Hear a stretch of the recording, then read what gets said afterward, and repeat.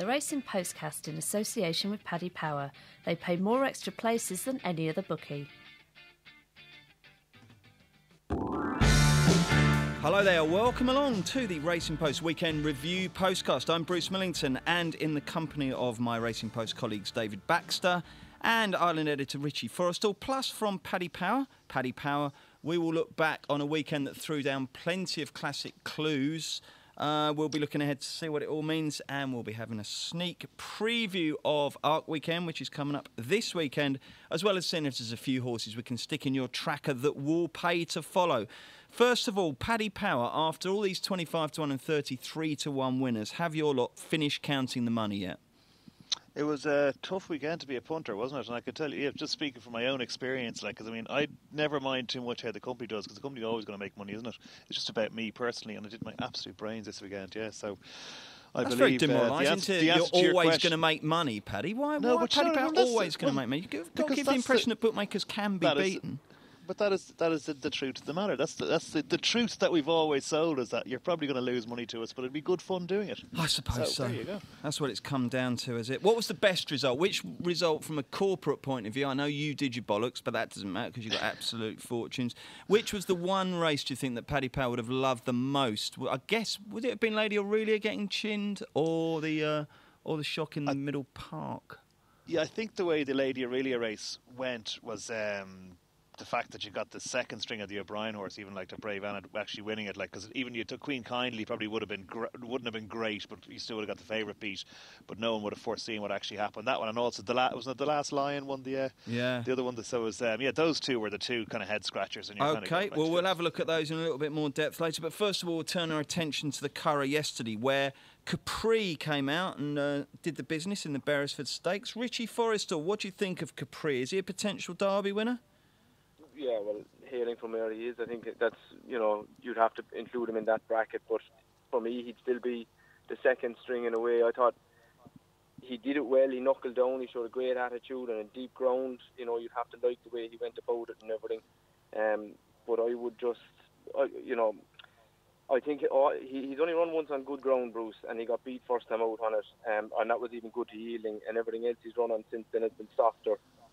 My own reading of it at the moment would be that he's the horse that will end up going the Ballysacks, Derrenstone route, and may well be their an Irish Derby winner in the making. I think Churchill for me remains their kind of number one classic horse. I can see him going for the Dewhurst and then taking in the Guineas in the Derby. But he's a likeable horse. He does everything in a good way. He knuckles down, but you could pick holes in the form on Sunday as well. It's not to say he's in the classic contender, but for me, Churchill is still the number one Ballydoyle horse at the moment. OK, Churchill, Paddy, the bookmakers are all over the place with him. One firm's as short as fours. I think you're offering slightly better value. For that 4-1, I wouldn't touch with a barge pole. But what's the latest Paddy Power Derby show? Yeah, so we're 6s Churchill and 10s Capri. And then there's a big gap in the market until 25-1 Best of Days, 33 Exemplar and Blue Point. But yeah, it's as short as 4s and as big as 12s Churchill.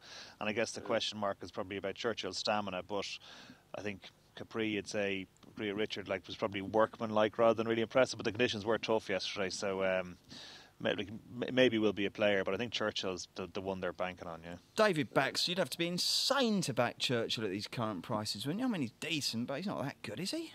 No, not for me at the moment.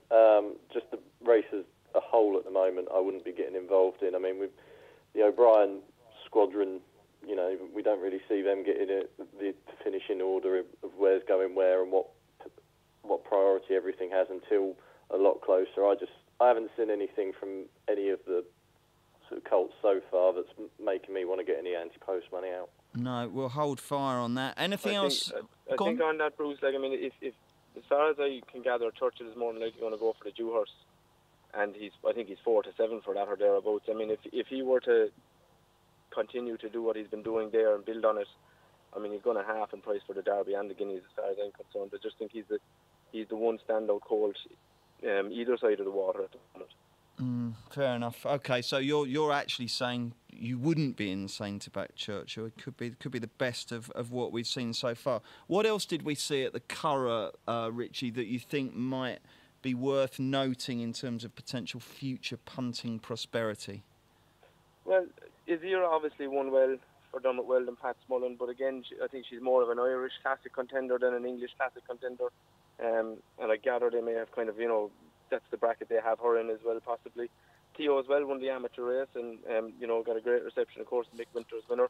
They're talking about him for the Cesaro, which, if there was one other maybe that I thought was interesting, was Twilight Payment. He's a highly progressive 3-year-old, turning into a really good stayer. That looked like the longest furlong I'd ever seen, Richie. That it really hard work. It really was slow motion, wasn't it? Yeah. At the end of the day, as well, you see cut up ground and all the rest of it. But he was second to Order St George last time out. He ran well at Ascot. He was placed there, and he was placed behind the good horse Geraldine before that. He didn't run until May. He only had his first run in May. So the way he's going, he could be a serious cup horse next year. But I would love to see Jim Boulder tilt him, put him in Ascot in the staying race over there next month. I think he could be, a bit of a pop-up contender, and not all of a sudden. Okay, Paddy, were you at the Curry yesterday, or were you on family duty?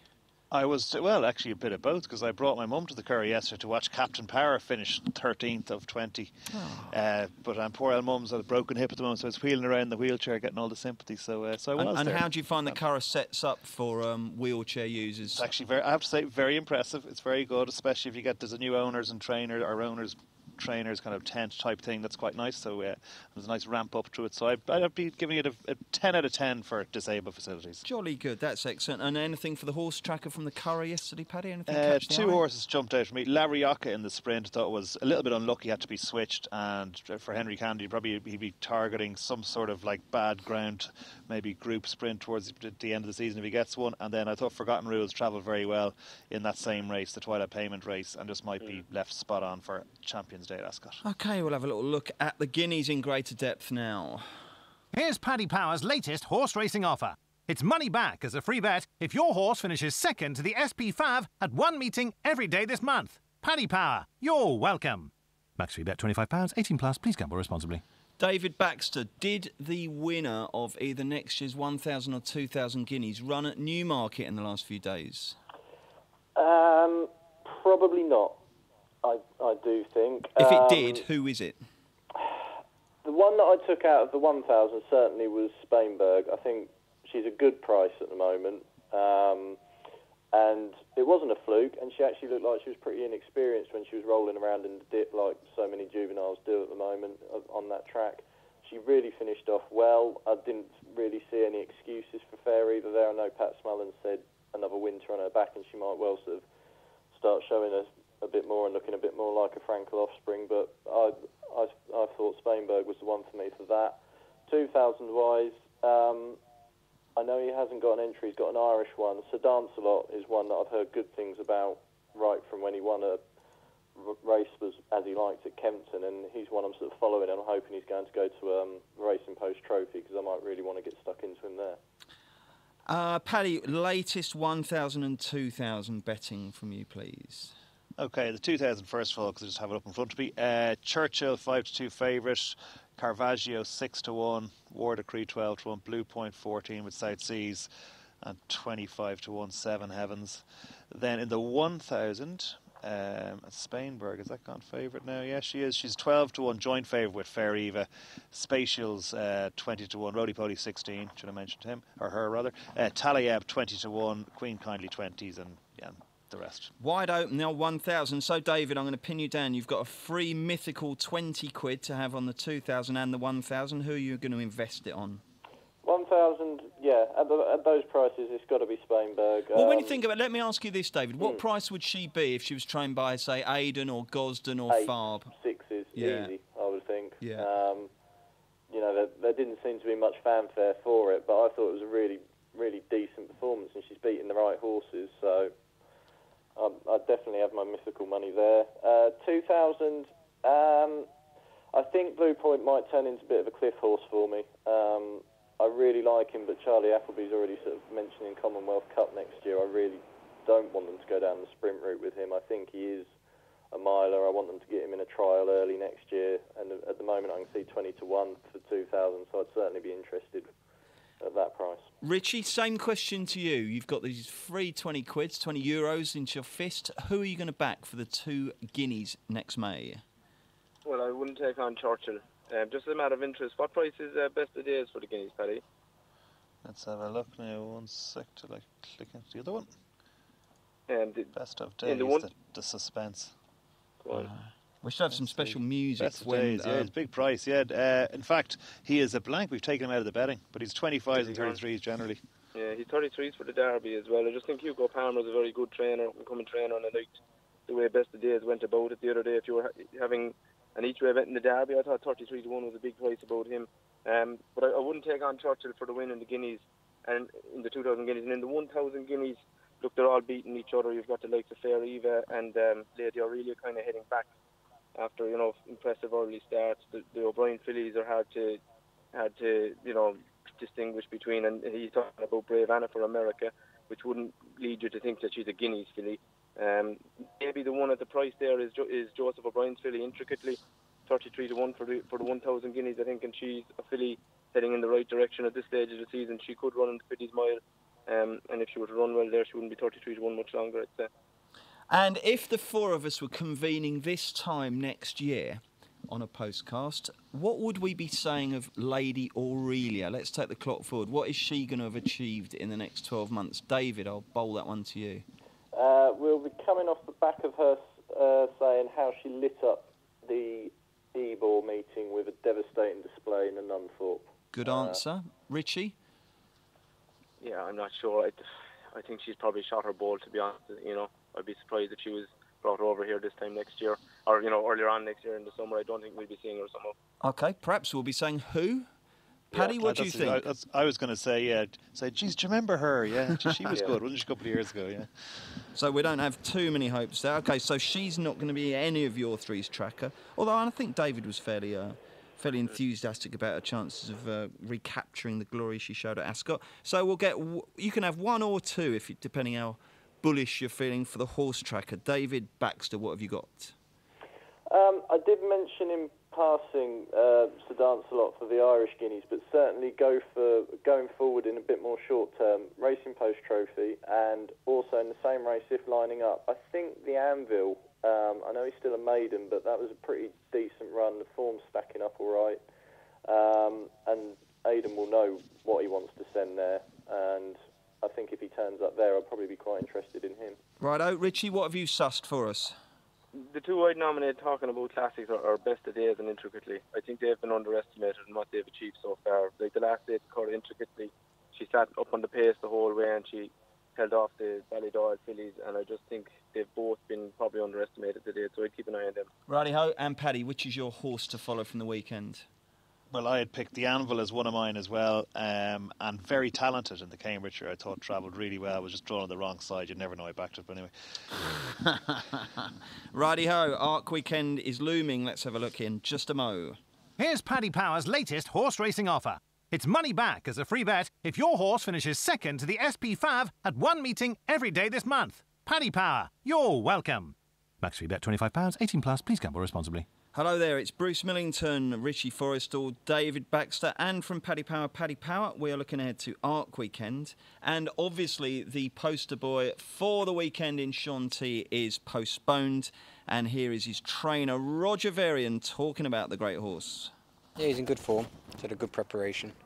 He worked well yesterday, and everyone's happy with him. He looks great. His most important work's already been done. And it's a case of keeping him in one piece and, having a smooth week with him. He's shown a versatility with regards to ground. He's won on fast ground, he's won on good to soft. He was very impressive on good to soft at Epsom. I wouldn't want to see heavy ground, but I think whatever other ground comes our way, we wouldn't be using ground as an excuse if we didn't win, I don't think.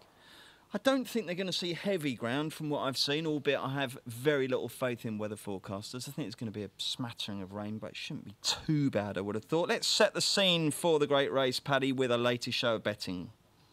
OK, so we have postponed, top of the pops at 2 to 1, Makahiki at 5 to 1, Found 13 to 2, then Harzand 8 to 1, New Bay 10 to 1, Order St George and Left Hand both 12s, and it's 16s bar. And Paddy, who's your fancy?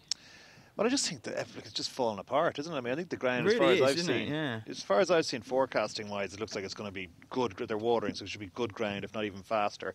If it's faster, it means there'll be less runners. It means Postpone will actually prefer fast ground because a lot of the others won't run. So it looks very top of the mark. It looks Postpone and Makahiki probably want a good fast ground. So if it does come up that way, I think Postpone, I mean, the ground's coming in his favour. He's had a lighter preparation, so which works out ideally probably, and there's nothing else running the race. So yeah, things all falling in place for him. Paddy's going for the Fav. Who are you going for, David Baxter? Yeah, disappointingly. I mean, I really can't see past Postponed. Like Paddy says, it just seems like it's all falling into place. I mean, Roger Varian, I think if the house was on fire, he'd still just calmly escort everyone to the exits. He doesn't really give much away, but the horse just has it all in his favour. The opposition seems to be sort of falling by the wayside day by day, hour by hour. I really can't see what comes past him. One thing that people are saying is a potential neg is just that the short straight at Shanti and the fact that it could be a bit of a roughhouse race, and will he get going in time to hit the front before the post? Richie, do you have concerns with the favourite, or do you think he's solid? No, I mean, he's emerged as the best middle distance horse nearly by default now. I don't mean to talk him down too much because he has progressed a lot, obviously, and improved. But I still don't think he's a grade A Group 1 horse, if you know what I mean. I do know exactly what you mean, but the fact is this isn't going to be a grade A arc, is it, either? No, but when you talk about the short straight at Shanti and so on, something like that could help Found, who, as we know, has become the perennial bridesmaid. I think she'll run well in it. I think I know they have been training her for this all year. This has been her number one target for a long time. And we all know what O'Brien is like at peaking them for their main target. And maybe so because it's at Shanti, maybe there's something in that. So I think Found will run well. If the ground happened to turn, which seems unlikely, I'd be a big fan of Hars, and I think he's been forgotten about a little bit on soft ground. I think he'd run a big race. And Nube is another one I think will run well. He's been trained for the race as well, with what he is, and he'll come into it, I think. But if we were to take on Postponed with something, at the moment it'll be Found. I think it's an awful pity that they haven't rejigged and considered going for the race with Almanzor. That La Croissaniere is out. I mean, if you ask 100 people whether you want to win a Champions Stakes or an Arc, surely 99 of them are going to say an Arc, aren't they? And on good ground, I think he'd take some stopping, but unfortunately it looks hypothetical at this stage.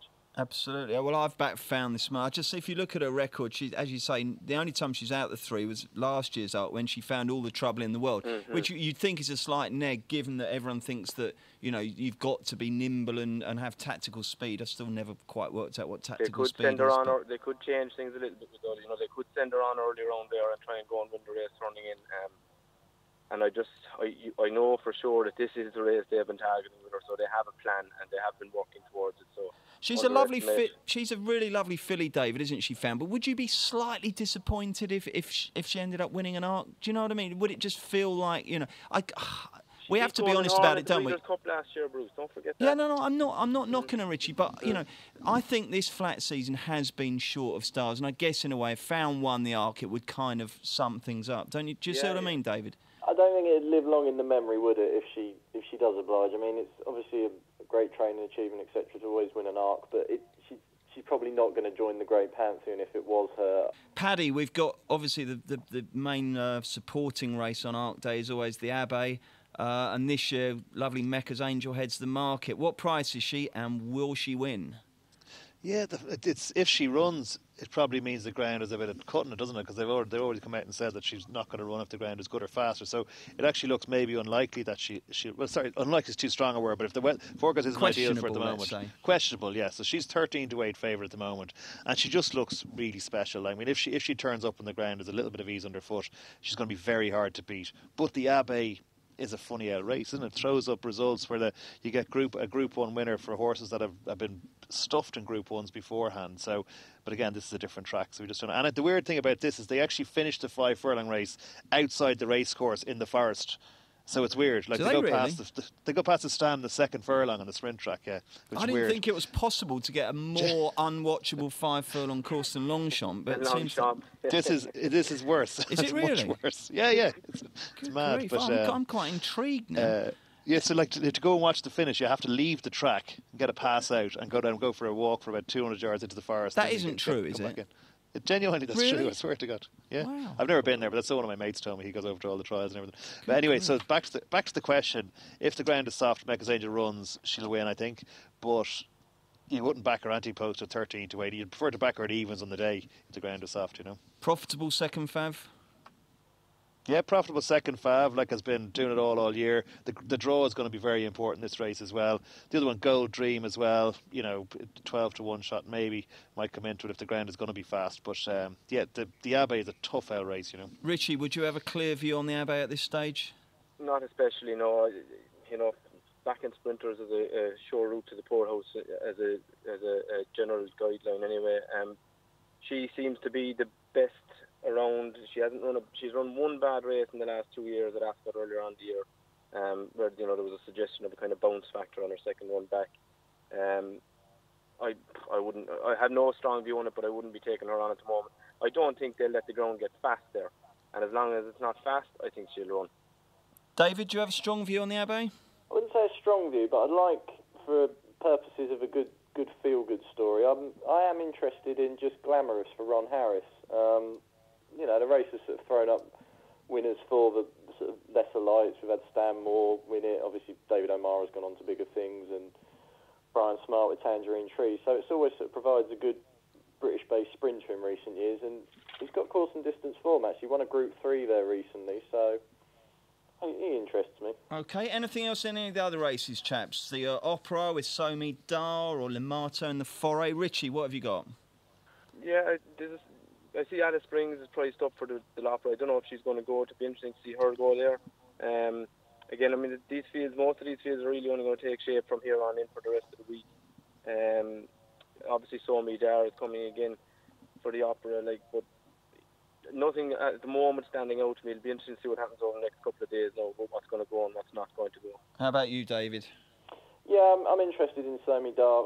Just from a personal point of view, I'm just really looking forward to the weekend as it's my first arc. So oh, excellent. Good. I'm glad you're excited going. by the experience as a whole. Excellent. Well, I hope you have a fantastic weekend. David, Paddy, will you be over there? No, I'm not going this year. Sadly, I'm going to the All Ireland football final replay. Oh, it's on the Saturday replay, night. isn't it? Yeah. And I'll be in no fit state to travel on Sunday, I'd imagine. Dublin will get the job done this time, won't they? They can't play that badly again, can they? It'll be tight. If we get good weather, it's all down to the ground again. Oh, if we get good weather, they might. Yeah. It's bad enough racing being ground dependent. So Dublin do they need to get their toe in, or do they need top of the ground? It's just in theory they were very messy and they were making simple mistakes and stuff. I suppose both teams were. It was a pretty poor quality game. Well, that's a fair point as well. Mayo will improve a lot, much like Dublin might improve a lot. I think Mayo will take an awful lot of confidence from it. What's the handicap this time? 3? It's 2. I probably should know. There was 3 the last time. I think it's probably 2, and I presume it's not 3 again. I think it's probably 2. But these replays though, the favourites tend to win the replay, don't they? Yeah, that goes for anything, doesn't it? When you get a shock in football, like if Accrington get a draw at Old Trafford, you just can't see it happening the other way, can you? But you never know, do you? Richie, are you a big fan of the old Gaelic football?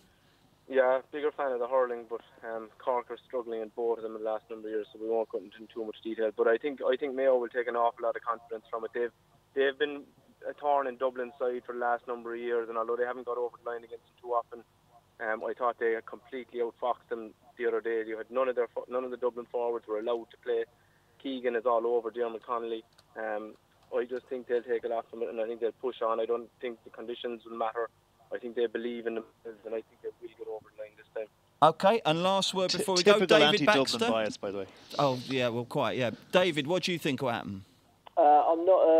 I'm not the football man. I'm a hurling man. I'm a Clare fan, so I'm a bit sort of just sit back and listen to that. OK, jolly good. Well, you'll be busy at the Arc anyway, smashing your copy out. Righto, folks, thank you very much indeed. We will be back on Friday when we've got a special guest, Ed Chamberlain, the new ITV frontman, will be joining us. Paul Keeley's back, and we'll be looking at the Arc in greater detail. Thanks a lot for listening. The Racing Postcast in association with Paddy Power.